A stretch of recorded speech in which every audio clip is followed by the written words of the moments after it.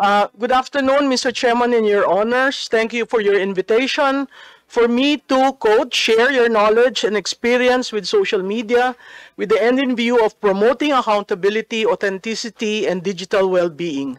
I am Maluti Kia. I'm an op-ed columnist of Manila Times for 12 years now and a political consultant for 30 years.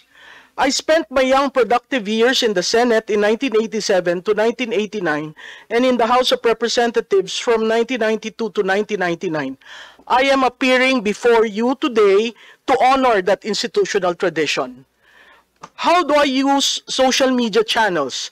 I use it as a platform for commentaries, advocacies, and as alternative classroom to discuss hot-button issues, explaining and making sense of issues to the public. I am not a blogger or a vlogger. I have a personal meta page. I do not have a social media company. I have not been involved with any narco and pogo groups. I am not pro-China. I am pro-Philippines. Having said that, allow me to state for the record that despite not being in a public office, I too am fair game. I have been bashed, bullied, accused of so many things, but when it comes to factual matters, malicious attacks, I choose my legal rights. One, against a lawyer who claimed that I was part of the Marcos Jr. campaign in 2022, and because of my survey results, I got a penthouse in BGC and drives around in a Range Rover. Both were lies. The case is pending. Then a private group in Meta chose to put out in public a photo of so-called DDS Coral with me on the center with a pig snout. Mind you, there were more than 12 persons there, some of whom I do not personally know. I am not DDS, nor am I part of the so-called DDS Coral. When they chose to bring it out of a private group and shared it publicly, it was done maliciously. So again, I filed a case. There was a time also in 2022 when the survey results of my company were maliciously altered. I called the media organization and a person in another political camp, requesting them to correct the matter or else I will avail of my legal rights. Both corrected, the latter even made a public apology. Mr. Chairman, your honors, the Constitution begins on page 1 with 3 words, we the people. And Article 3, Section 4, refers to the Bill of Rights, specifically freedom of speech, freedom of expression or of the press, and freedom of assembly are the bedrocks of democracy. But in politics, as you very well know, truth have various shades. For so long as there is no malice, we should err on the side of freedoms than contain them. Your honors, contrarian views are protected by such rights. Prior restraint is anathema to democracy. My thoughts in this hearing, number one, please be fair. And I say that because are you inviting critics, bloggers, creators, joiners, collectors, spectators, inactives? Because the 3-second rule really controls social media. These are the different classifications when you refer to social media. If Congress wants to deal with false narratives, all sides must be present. Number 2, be careful of reported social media strategists who offer politicians, candidates, a plan on increasing followers. Your honors, Mr. Chairman, followers are not voters. And the staggering costs are so scandalous and borders on being scams. You are being scammed if you follow the dictate of the more followers, the better for campaign. There were reports too where some influencers became guns for hire during campaigns. Number 3, Congress, and I am being, a lot of people are asking me not to say this, but I am sticking my head out here. Congress should ban the use of troll armies. Troll farms represent a significant challenge in the digital age, blending cyber warfare with psychological manipulation. Addressing them requires technological innovation, regulatory frameworks, and public awareness to safeguard democratic discourse. I am happy to note that these committees started with the pioneering work of Dr. Jonathan Ong and Dr. Jason Cabañez, entitled Architects of Network Disinformation. Number 4, near January 20, 2025, the inaugural of the US President, Meta ended fact-checking and replaced it with community notes, which X was an early adopter of. This is an evolving matter that we need to consistently be aware of, as well as AI and deepfakes. Congress should study what has been done in various countries that have implemented measures to ban or regulate the use of troll farms and coordinated inauthentic behavior, especially during campaigns and elections. I am referring to some 11 countries here for you to consider. As far as EU is concerned, they came up with the Digital Services Act and the Code of Practice on Disinformation. The US has Honest Ads Act. Germany has the Network Enforcement Act. France bans false information spread close to elections and mandates ad transparency. Brazil has fake news law that criminalizes the creating of fake accounts to spread election falsehoods. Taiwan recently criminalized foreign interference, including disinformation campaigns, with a fact-checking initiative to counteract troll army activity. Canada has Elections Modernization Act that prohibits foreign interference and mandates ad transparency. Australia has Electoral Integrity Bill criminalizing foreign interference and requires ad disclosure. The UK has an online safety law that holds platforms accountable for harmful content, including election disinformation. South Korea criminalizes spreading false information during campaigns.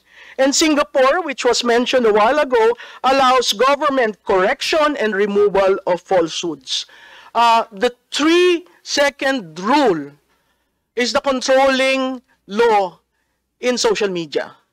And because of that, legislation has to be circumscribed and made quickly so that for the 2025 elections, we remove the disinformation effect of the troll farms. Thank you, Mr. Chairman, and your honors. Mr. Chair, just a clarification if... yes, go ahead, Congressman Art Barbers. Thank you, Mr. Chair. I'd like to address this clarification to Ms. Malu Tikia. Malu, para lang sa kaalaman ng marami, ang objective o layunin kasi nitong committee hearing na ito ay magpasa ng mga batas, no? Gaya ng nabanggit mo sa ibang bansa na kung saan ay merong mga batas, no, to protect, no, yung the people from online scams and others, no, and other illegal activities that is being done in the cyberspace. Dito sa atin sa ngayon, Malu, no, marami kasing mga vloggers, habang tayo'y naghihiring ngayon, ang komentaryo ay sinasabi nila na we do not respect that committee hearing kasi yung hearing na yan suppression ng aming freedom of speech or freedom of expression. Hindi kami naniniwala na ang layunin niyan ay para gumawa ng batas. Since you are here, I'd like to get a categorical opinion from you na ikaw ba ay naniniwala na tama lang na tayo ay gumawa ng batas para magkaroon ng disiplina, magkaroon ng regulatory framework ang ating bansa sa paggamit ng social media?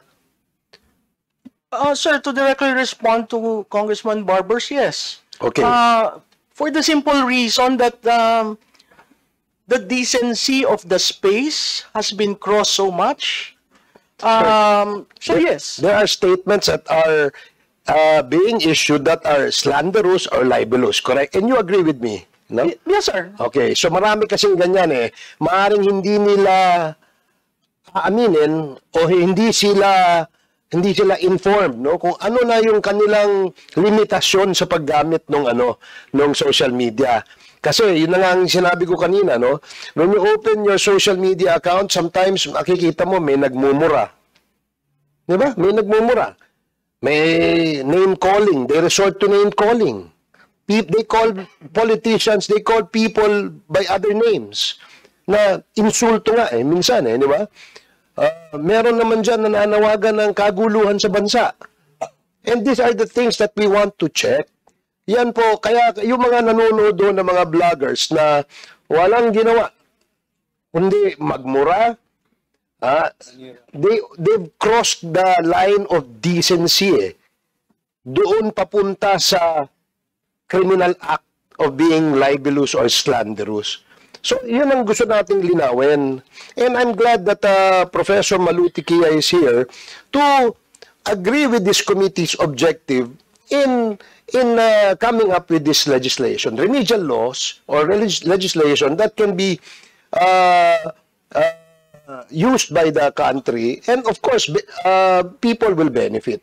Tama? Sir, ako lang, kasi ang legislators, you live in a glass house. So part and parcel of your public life are attacks being made. And that's normal. That's normal. But there is also such a thing as contrarian view. Kasi kung papatulan yung opinion yun eh. Ngayon, kung factual, kaya I'm only referring to fake news peddling. Yeah. Yung opinion, they can share, they can express their opinion 24 hours, 7 days a week, 365 days in a year. And no one will stop them from doing that. That's their right. Yes. And we know that and we respect that right. Thank you for that. Pero kapag you've crossed the line, created a story, created a news that is fake, and you peddled it, diba? Teka muna, may pananagutan tayo sa batas. And you know that, diba? Yes, sir. So, that's very clear. We will not debate and argue about opinions. Yes. Because your opinion Yes. is I respect, and my opinion you should also respect. Yes. Diba? Ganun din po, this goes the same to all social media actors or bloggers, so to speak, no? Kasi, syempre, kayo nandyan sa industry yan, you control the narrative eh. Kasi kayo nandyan dyan, trabaho nyo siguro yan. Perhaps you even make money out of that, no? Especially to those who actually can monetize, no? Yung kanilang, ano ba, namo-monetize? Yes, sir. That's why I said I am not a blogger or a vlogger, because I do not earn from it. My Meta page is my personal page. And to a certain degree, you really have to be responsible for what you say or what you do. Yun lang, sir, siguro sa legislation, really you have to look for a definition on fake news. What is fake news is really something that has to be defined. I absolutely agree with you. And that is why we're consulting and getting opinions from the experts, no? Yung ating members of the academe, like you're a practitioner, and the government agencies, para makagawa po tayo ng batas. Yun lamang po ang ating layunin. So yung mga nagtatago sa likod ng usapin na ito ay curtailment ng freedom of expression o freedom of speech, sila po yung talagang namamayagpag sa pagkalat ng fake news dito sa ating bansa. Mr. Chairman, the fact that I agreed to appear and honor your invitation, and I was given the chance to say what I want to say, I don't think that is curtailment of my right to express. And you're a perfect example and manifestation that indeed there was no curtailment of freedom of expression and speech in this committee hearing. Yes, Your Honor. Maraming salamat, Malu. Thank you. Thank you, Mr. Chair. And with that, that's the reason why we wanted them to appear as well, no? Hindi naman po ito sisikilin yung karapatan ng bawat isa. But kailangan pa nga po natin malaman kung ano yung mga inputs nila na makakatulong sa atin para po sa pagsasagawa or